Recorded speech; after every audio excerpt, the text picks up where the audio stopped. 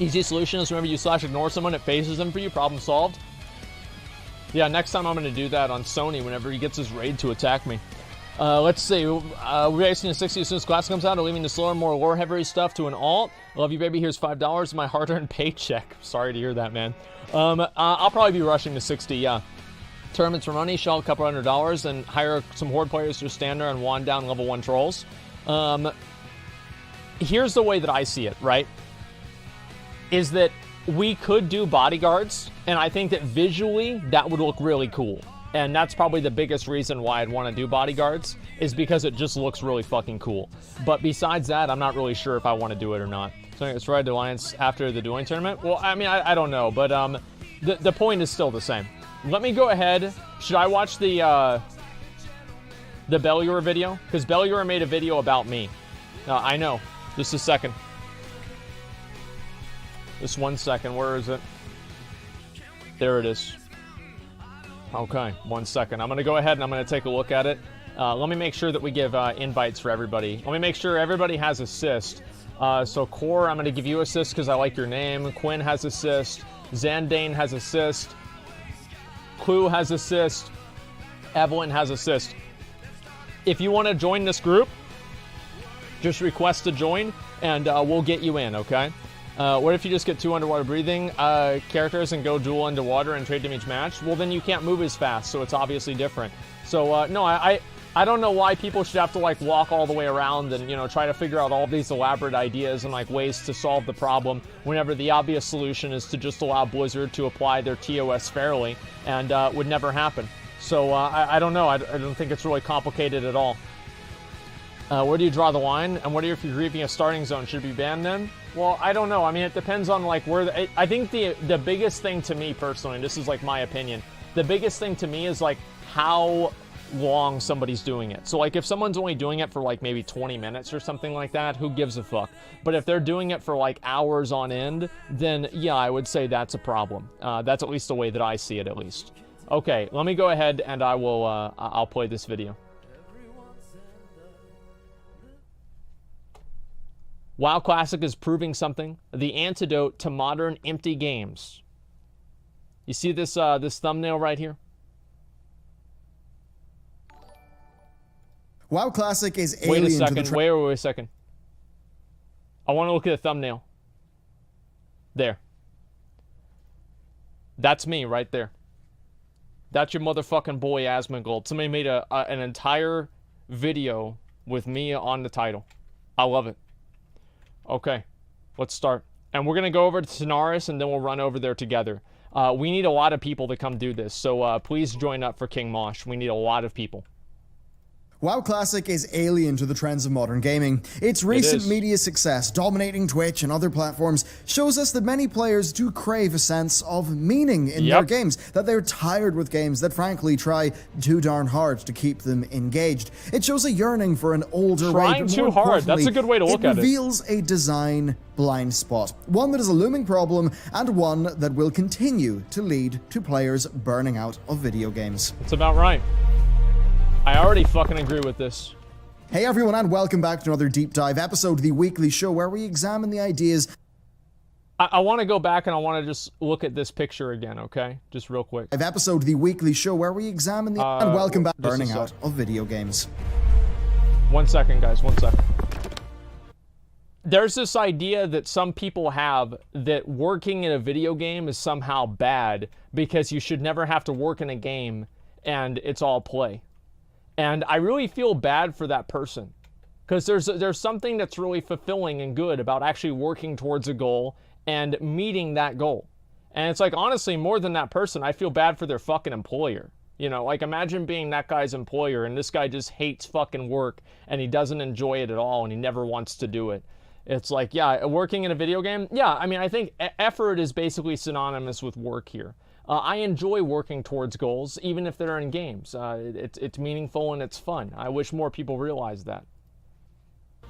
Hey everyone, and welcome back to another Deep Dive episode, the weekly show where we examine the ideas and the practices that drive the industry.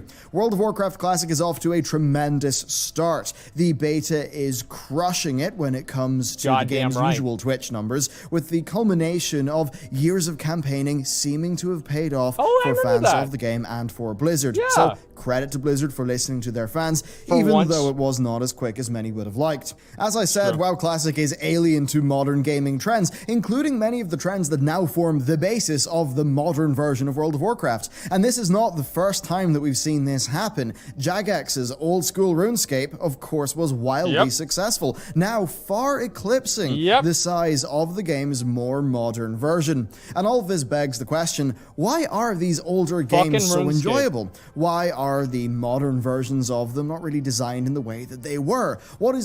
Here's why, is because the old games were designed by gamers and the new games are designed by game developers. That's the main thing, is that you have these game developers that have all these fucking bright ideas and all these concepts and things that they learned in school that they think that they know how people think and they work. And also, video games are now just a very elaborately structured way of getting somebody to buy a microtransaction. That's basically what they are nowadays. And it's sad and pathetic, embarrassing and stupid and dumb and everything else like that, but it's also true. That's what video games are. Gaming would be much better understood nowadays if it was renamed to what it actually is, which is gambling. And I've said this a million times. Video games are based around variable reinforcement schedule systems that encourage people to use microtransactions and spend more money on video games than they would normally. It's just embarrassing nowadays. The players are treated like children, and that's because they act like children, and oftentimes they actually are. And the people that are older than that are just as stupid as a kid. And that's all this is. Like, gaming nowadays is fucking disgusting. I hate it. And every game that comes out is the same hollow, heartless, meaningless, soulless game as the next one. Who cares about what happens in the next game? It's always going to be the same thing. Nobody ever wants to try anything new. Nobody ever wants to take risks. We all get to see another fucking version of Call of Duty come out that has the same fucking guns, it does the same fucking thing, and it's the same fucking game. Why are you buying it this year? Because this is Call of Duty 2020, and it's not Call of Duty 2019. Why was Blackout so much better than the other games? It wasn't. It was the same game. Like, they just re-released the same content over and over. There's no new ideas. And Blizzard is no stranger to this, because at BlizzCon 2019, basically the two most anticipated games from Blizzard right now are a game that came out 15 years ago, World of Warcraft, and a game that came out 20 years ago, Warcraft 3. There's no original thought anymore because people can't, the prophets can't predict original thought. Like, so you don't, yes, it's the same reason with like movies, right? Like, you don't see people taking risks in movies hardly anymore. They're always rebooting something. Oh, let's see if we can, squeeze the last bits of life out of the Lion King by having, instead of Simba, let's just have a CGI lion and call him Simba, and he's going to be the new Lion King. And let's have Aladdin, and we're just going to make Aladdin with a live action movie. Well, fuck making a new movie. No, we're not going to do that anymore. And it's not like new movies don't do well. Look at Frozen. Frozen did amazing. I didn't watch it, but there's a lot of 9-year-old girls that fucking loved it. Still mad about The Lion King? Because it's literally a lion. Like, you could probably, whenever The Lion King comes out, you could have David Attenborough narrate over the entire thing, remove all of the dialogue, and it would probably be a better documentary than half of the shit that's on, like, CBS or whatever the hell. Like, it's embarrassing. The core of what makes people feel good about playing games. Yeah. Well, for that, I'll need my copy of Ray Dalio's Principles. It's one of my favorite books, and yes, I am bringing a business management book from a hedge fund manager into a gaming video. Work Principle 2, cultivate meaningful work and meaningful relationships. Is there any game besides Classic WoW that emphasizes that more? Like this right here. This is what we've been waiting for. This is what we've been waiting to see for years. OSRS? Yeah, OSRS is another good example. Like, it's extremely common. I wish that more people didn't, like they saw this Fortnite. Man, The last time I tried to make a friend on Fortnite, he wanted me to subscribe to his YouTube channel. He had 18 subscribers.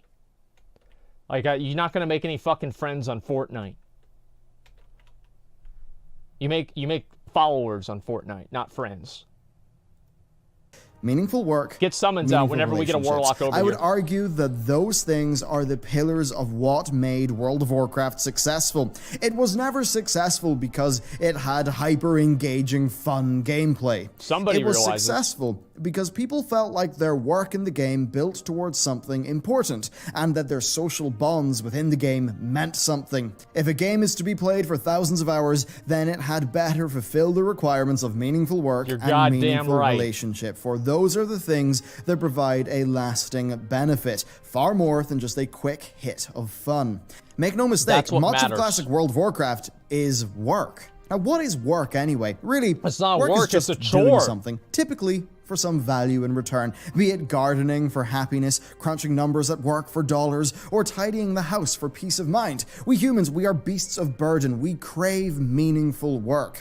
Video games can sometimes provide this by creating a clear hierarchy for imagine, like, just like as soon as he talks about meaningful games and good games, he just cuts over the path of exile. Well, I wonder if that was an accident or not. Think about that. Individuals to progress up, as well as by providing numerous paths of progression. All things that allow for that feeling of meaningful work. Just, you know, unlike the work of your day job, it's actually work that's designed to also be a bit more fun and a bit more engaging. Imagine having fun. And you'll soon see how this ended up backfiring on Blizzard. As for meaningful relationships, well, that's our friends, it's our guilds, and it's totally self-explanatory. Yep. For a game like World of Warcraft Classic, Old School RuneScape, or EVE Online, I think that Work Principle 2 from Ray Dalio's Principles is pretty much a target for designers to hit. Here's where things can go wrong. Indeed, it's where Blizzard and where Jagex seem to have went wrong with the modern versions of their games. RuneScape 3. Instant gratification brain drugs. Okay, modern games, more and more, are designed to give you a quick hit and to be attention grabbing, to give you a really fun 15 minutes you can quickly grab.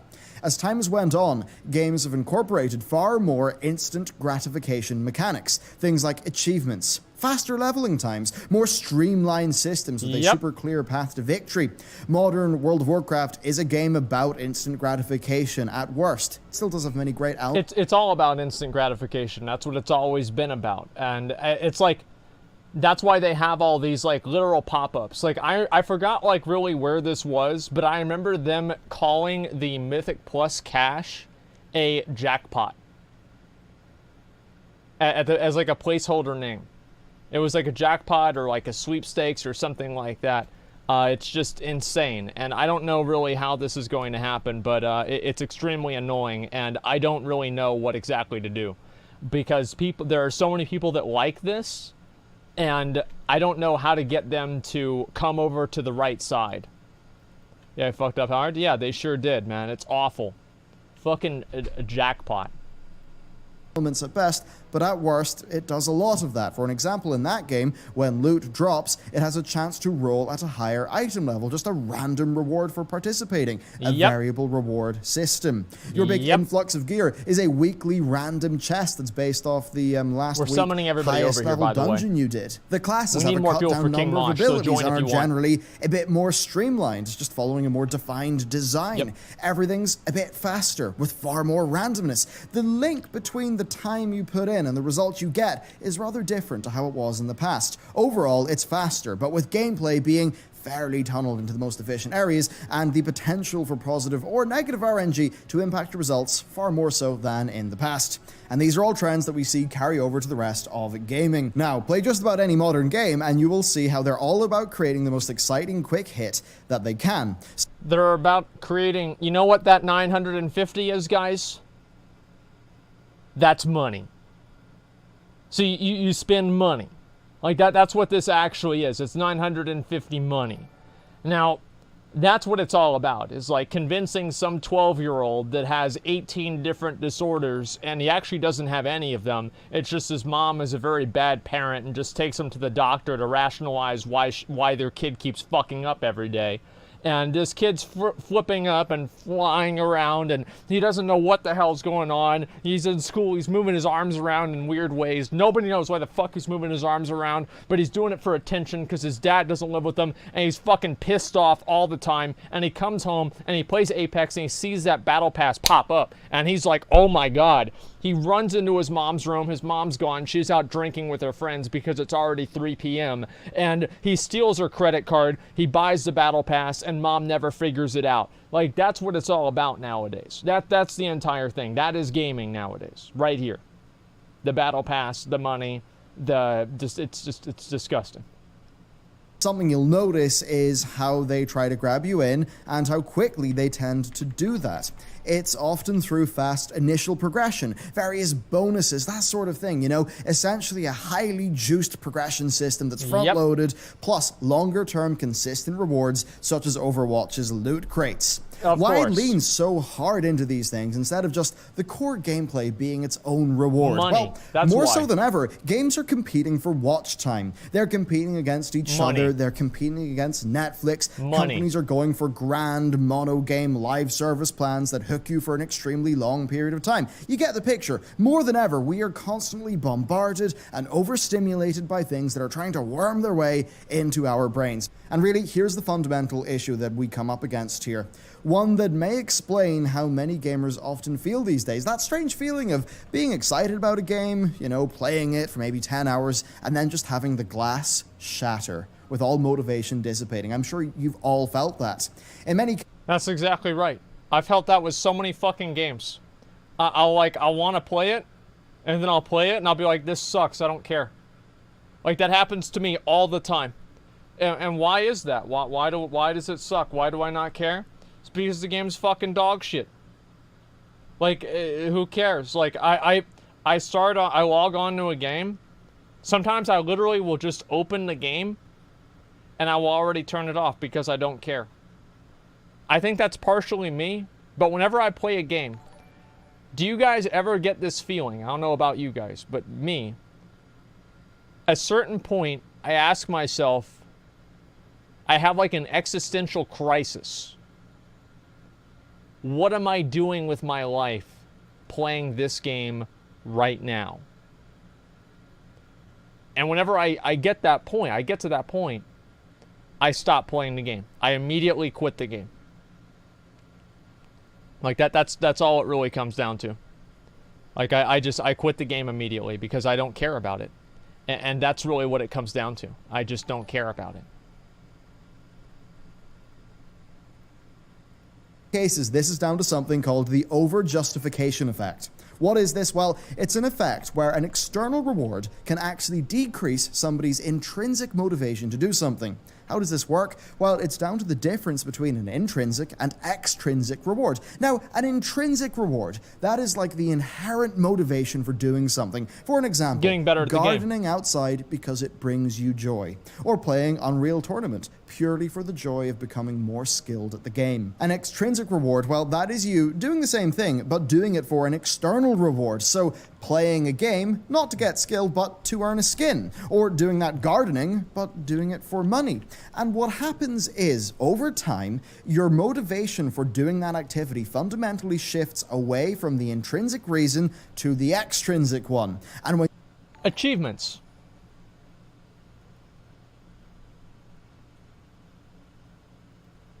you run out of extrinsic rewards to earn, then the intrinsic motivation more often than not, does not come back, and you end up losing motivation entirely.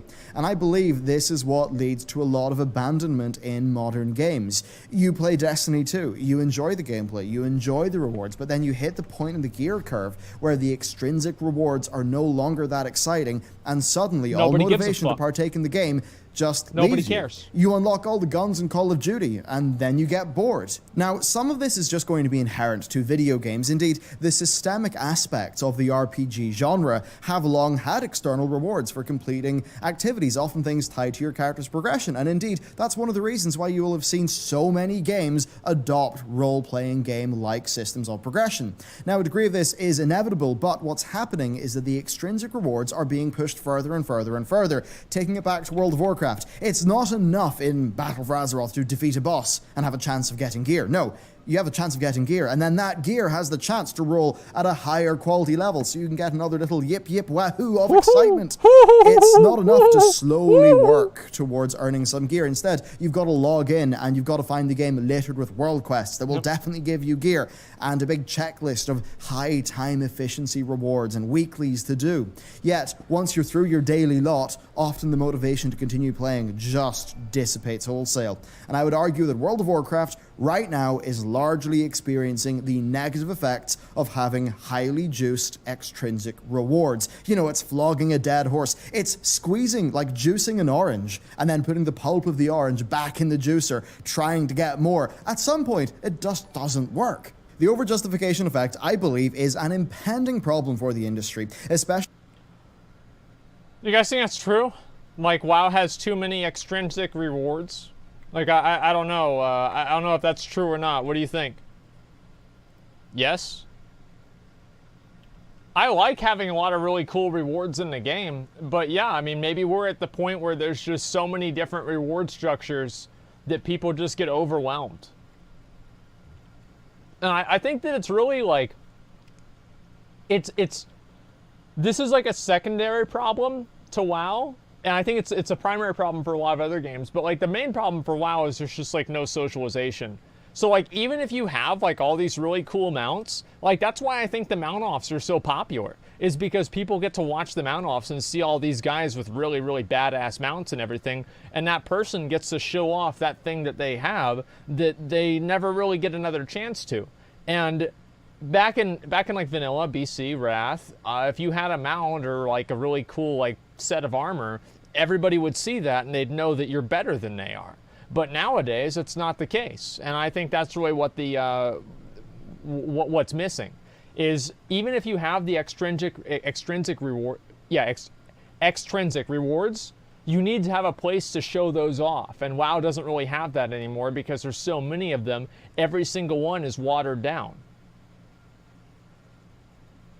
Especially now that more games have shifted over to being live services that are almost predicated by the need to have a week after week extrinsic reward for you to get. Yep. Now, why do this? Are designers stupid? Do they not understand? Hell no. They are smart people and they do understand, but in many ways I feel like they're forced into it. So why, especially when there are clear long-term...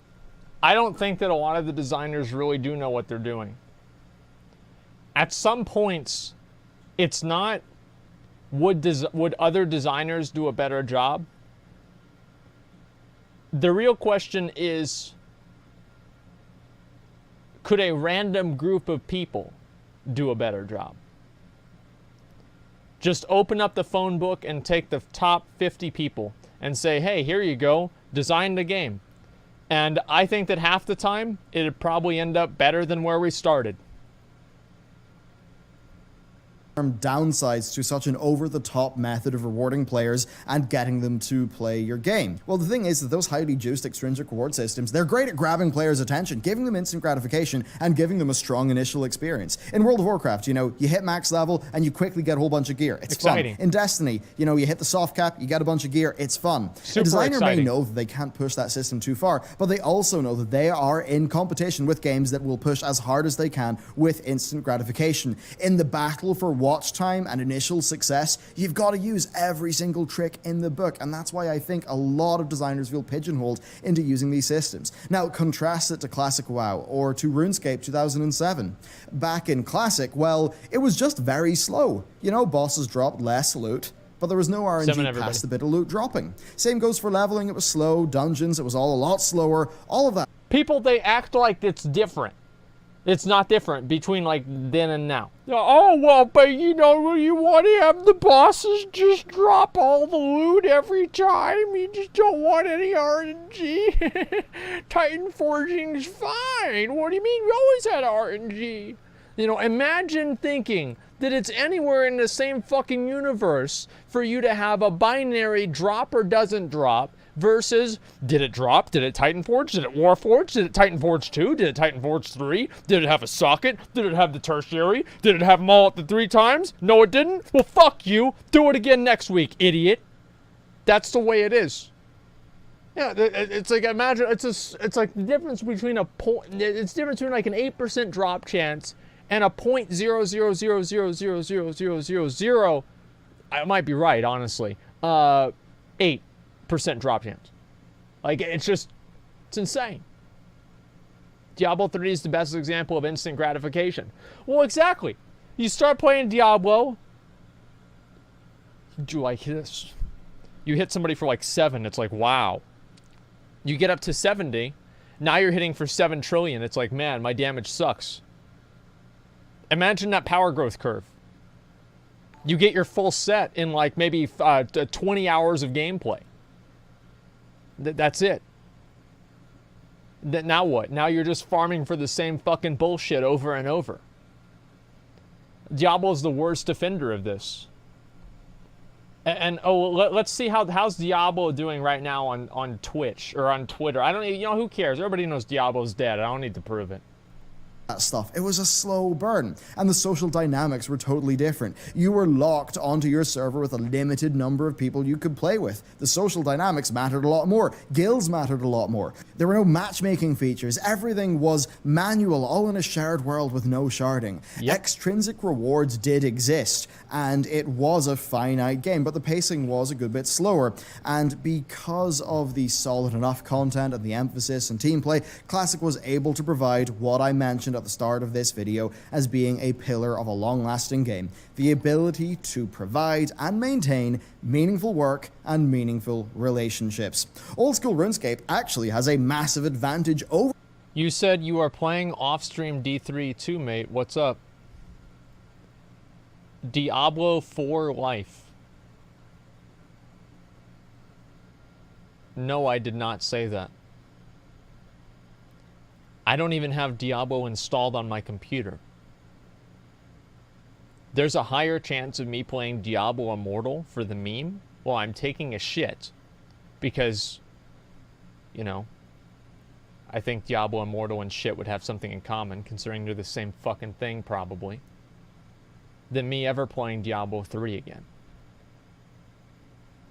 I never said I was playing Diablo 3 off stream. The last time I played Diablo 3 was in Season 6. 3 years ago. 2 years ago.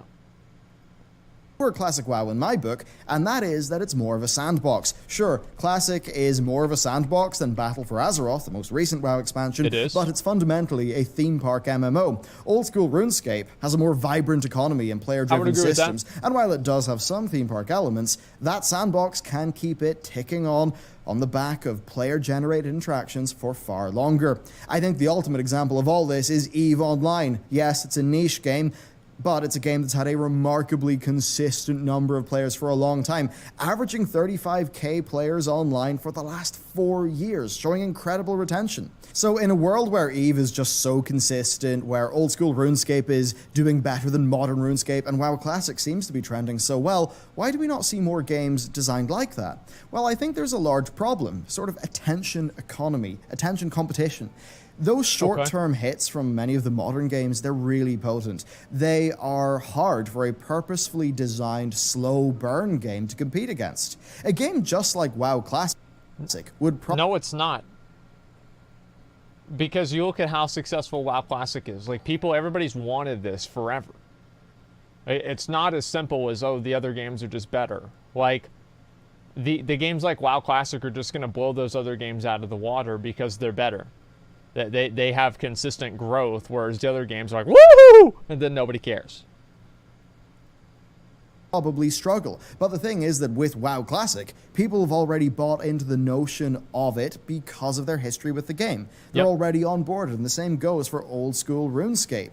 It seems like going to extreme lengths to win the attention economy will often come at the expense of a game's ability to, over the long term, provide meaningful work and meaningful relationships to their players. Now, all of that said, and this might seem a bit grim, but I don't think it's all bad. Classic shows us a hunger for the old, more intrinsically motivated way. Indeed, players seem to be getting tired of being bombarded with all the attention-grabbing, very transparent psychological tricks of many modern titles.